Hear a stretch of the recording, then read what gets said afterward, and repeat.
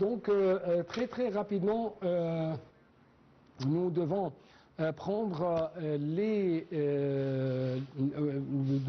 les dernières actualités et être au courant de ce qui se passe actuellement sur la scène électorale égyptienne à travers cette intervention de la part de notre envoyé spécial sur le terrain, Wael Alfi. Wael, toujours vous êtes le bienvenu et merci beaucoup encore une fois pour vos efforts. Vous êtes actuellement dans le gouvernorat de Gharbeya au sein du delta du Nil, n'est-ce pas? Oui, oui, toujours avec vous, Hani. Oui, oui, toujours avec vous, Hani. Oui, donc bonsoir. Donc encore une fois bonsoir et permettez-moi de vous poser ces questions. Comment vous suivez jusqu'à maintenant le déroulement de ce processus électoral au sein de Gharbeya dans ce deuxième tour et également nous devons jeter plus de lumière sur votre observation, votre remarque en ce qui concerne la participation des jeunes au sein de ce processus électoral. Très bien. Ouais. Très bien, très bien. Alors, on est toujours avec vous en observation pour le premier jour du second tour de l'opération de reprise de l'opération électorale qui se déroule ici au gouvernorat de Gharbeya. Et précisément, je vous parle de la circonscription qui fait parmi les 7 circonscriptions dans le gouvernorat de Gharbeya et précisément dans la ville de Tanta. Je suis à l'école de Mustafa Ali Abdrahman, Shahid Mustafa Ali Abdrahman.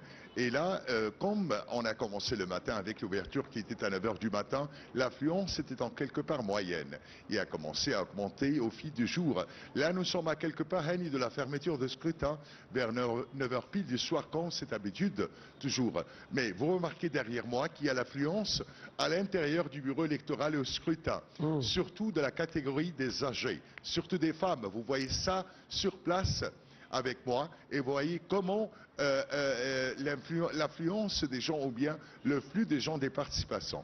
Ouais. Ça représente quoi, Hani? Ça représente vraiment que ces citoyens s'intéressent beaucoup ou bien insistent à revenir pour la deuxième fois au second tour de reprise pour choisir et élire leur candidat. Ils insistent à choisir leur candidat. Alors avec ce tour de reprise, ils sont revenus avec, disons, le climat qui est un peu en quelque part froid ce soir, mais ils sont venus, ce sont des femmes âgées, des hommes âgés, pour donner leur voix et choisir leur candidat. Ça représente bien sûr leur affiliation. Ils exercent leurs droits démocratiques, mais ils suivent aussi tous les principes de loi dans les opérations électorales afin que ça soit avec plein de transparence, plein de crédibilité, mais aussi avec la volonté des citoyens ou bien des électeurs. Ouais. Alors nous sommes vraiment avec une image très agréable, une image de l'engagement des citoyens avec... Oui. Oui, là, vous venez de mentionner que ceux qui occupent justement actuellement la scène électorale chez vous, dans le gouvernorat de Gharbeya, ce sont les personnes âgées, les femmes. Mais où se trouvent les jeunes? Comment vous avez vu leur performance pendant ce deuxième tour? Très bien, très bien. C'est une bonne question. Rappelez-vous, Hali, que nous ne sommes pas dans un jour férié, nous ne sommes pas dans un jour de congé. Nous sommes dans un jour, le mercredi, c'est au jour de la semaine. Donc, il faut prendre ça en considération que ce sont les femmes. Mais écoutez, le matin, ça commençait la participation ou bien l'afflux des gens avec la catégorie des jeunes. Mais je vous ai dit que c'était en quelque part moyenne dès le commencement du jour. Mais a commencé à augmenter avec la participation ou bien la catégorie des âgés, surtout les femmes et les hommes. Mais ce qui est remarquable, que ces femmes et ces âgés sont venus avec leurs enfants. Ça représente vraiment que nous sommes dans une célébration. Les âgés apprennent leurs enfants à exercer leurs droits dès l'enfance. Alors là, c'est l'interaction des citoyens ou bien du peuple égyptien, surtout au gouvernorat là où je suis. Il faut dire et mentionner, bien sûr, que dans cette opération électorale et surtout dans ce cours de reprise, nous sommes dans le second cours de reprise pour l'élection déclarée, décidée par l'autorité nationale des élections. Et je vous rappelle que pour la province, là où nous sommes, la province du Nord, c'est-à-dire le Caire, le delta du Nil, avec tous ses gouvernorats, avec les 3 grandes villes, sur le canal de Suez, avec le nord et le sud de Sinaï, nous ne sommes pas avec une reprise qui est visée pour des cas d'irrégulation, de violation. Je vous rappelle que nous sommes là parce que les candidats qui n'ont pas obtenu la majorité absolue de suffrage, c'est-à-dire des voix des électeurs. Donc c'est pour cela que c'est repris ce second tour-là. Justement, ce qui est très remarquable, comme vous venez de dire, c'est que les enfants sont accompagnés par leurs parents, par leur maman, dans ce processus électoral. Je crois que c'est une bonne expérience quand même. C'est agréable. Ils n'ont pas laissé leurs enfants à la maison.